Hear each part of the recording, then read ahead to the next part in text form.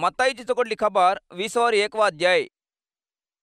मग येसू आणि त्याच्या शिष्यांना यरुशलेमच्या आरच्या जवळ येऊन ओलिवला मनाच्या झाडांचे डोंगराळे जवळ राहोचे बेतपगे मनाचे गावी आल्यावर येसू आपल्या शिष्यांपले दोघजणांना देखून तुमचे पुढे राहोचे गावी जा, तुम्ही गेले बरोबर बांधून राहोचा एक गाढव आणि त्यासंग राहोचा एक गाढवाचा पिलकही तुम्हाला दिसते, त्यांता सोडून माझ्याजवळ धरून या म्हणून तो त्यांना सांगला।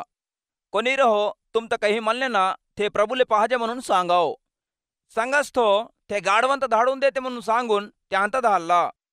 प्रवक्तकून सांगलेली गोष्ट घडितोक हे झाला। ते काय म्हणले ना, अदेक तुझा राजा सबरवाला होऊन गाढवावर आणि गाढवाच्या पिलेवर जगून तुझ्या जवळ येत आहे म्हणून सियोनचे लेकीले सांग म्हणून म्हणावचं होये। म्हणून शिष्याना जाऊन येसू त्यांना सांगले ते प्रकार केले। ते गाढवता आणि त्याच्या पिलेत धरून येऊन त्यांच्यावर आपणाचे कपड्यांत टाकल्यावर येसू ते कपड्यांवर बसला। माणसांचे मांदीपण कितीको जना आपणाचे कपड्यांता रस्त्याने हातुरले आणि काही जना झाडांच्या खांद्यांता तोडून रस्त्याने हातुरले। माणसांचे मांदीपणू त्याच्या मांग पुढे चालवचे वाले दावीचे लेखले जय जयकार होऊन दे, प्रभूच्या नावानं येवचं वाला धन्य होये आणि समदेंदून उतर होते जागेंपा त्याले जय जयकार होऊन दे म्हणून बोंबलूत राहिले। तो यरुशलेम चारच्या अंदर आल्यावर चार समजा हो कोण होयो म्हणून अवचित झाला। माणसांची मांदी हो गलिलिया प्रांतपले नजरेत मनोच्या गावचा प्रवक्ता झालेले येसू होय म्हणून म्हणले। मग येसू युद्धन आराधना करायचे गुडीपद असून विकवच्यंत आणि घेवचे वाले समजेंत हेदून पैसे बदलवचे वाल्यांची टेबुलींत पारवेंत विकवच्यांची पिढ्यांत ढगलून पाडून असं म्हणला, माझी गुडी प्रार्थना करावची गुडी मनाचा पडते म्हणून वचनिंप लिहून आहे, पण तुम्ही तिथं चोरट्यांची भुहेरीवणी करता म्हणून म्हणला। तवा गुडगेवाले आणि लेंगडेवाले युद्धन आराधना करावची गुडीपा येसूचे जवळ आल्यावर तो त्यांचा चोकट केला।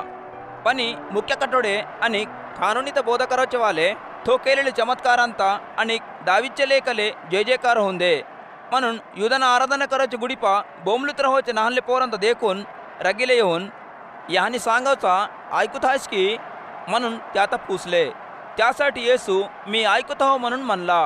पोरांचे आणि ताने पोरांचे तोंडले स्तुती शिकुलस म्हणावची गोष्ट तुम्ही कवच नाही वाचले की म्हणून त्यांत म्हणला। तवा येसू त्यांत सोडून चारपणू निघून बेतनी मनाच्या गावी जाऊन तिथे मुक्काम केला। तो आणि सकाळी चारले जाऊत राहतानी त्याला भूक लागली।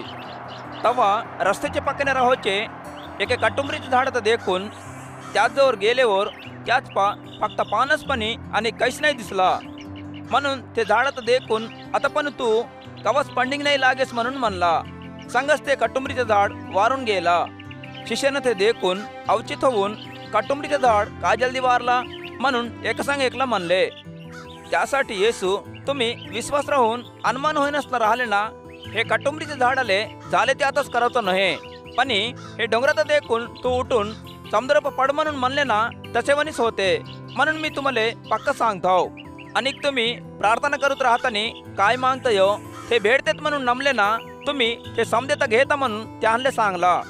येसू युद्धन आराधना करायची गुडीप येऊन बोध करत राहतानी मुख्य कटोडे आणि मोठले माणसा त्याजवळ येऊन कोणते अधिकारना तू हे कार्यांत करतायस, हे अधिकार कोण तुले देला म्हणून पुसल्यावर येसू मी काही तुमता एक गोष्ट पूछतो, ते तुम्ही मला सांगले ना मी कोणते अधिकारना हे कार्यांत करतावयो ते तुम्हाला सांगतो म्हणून म्हणला। योहन दिलेला बाप्तिस्म पोटनू आला, स्वर्गपणू आला की नाही तो माणसांपणू आला म्हणून त्यांत पुसला। तव त्यानी आम्ही स्वर्गपणू आला म्हणून सांगले ना, तसं म्हणले ना तुम्ही कहा त्यात नाही नमल्या म्हणून तो आमता पूछते। माणसांपणू आला म्हणून सांगले ना माणसांले भिवत होऊ, समधी योहन तर प्रवक्ता म्हणून म्हणतायत म्हणून आपणच आपण सोच करून आम्हाला नाही ठावं म्हणून येसूला जबाब दिले। त्यासाठी तो कोणते अधिकारना हे कार्यांत मी करतावयो ते काही तुम्हाला नाही सांगो। तुम्हाला कसं समजत आहे, एके माणसाले दोघी पोरं राहिले, तो मोठे पोरं येऊन बापू आज जाऊन अंगुरांच्या वाडीपा काम कर म्हणून सांगल्यावर तो नाही जावं म्हणून जबाब दिला, पण संघास आपणाचं मन बदलून गेला। मग तो लहान पोर येऊन तसे सांगल्यावर तो लहान पोरगा बा मी जातो म्हणून म्हणला पाणी नाही गेला.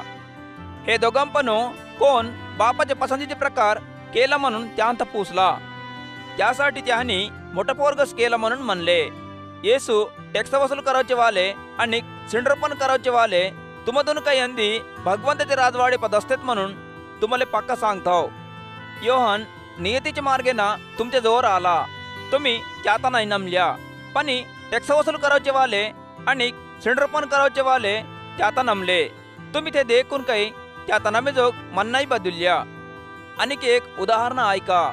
घरचा मालिक एकला राहिला. तो अंगुरांची वाडी लावून त्याचे सिरमूट पिंचन वैर मारून तेथी अंगुरांचा रस तयार करवले.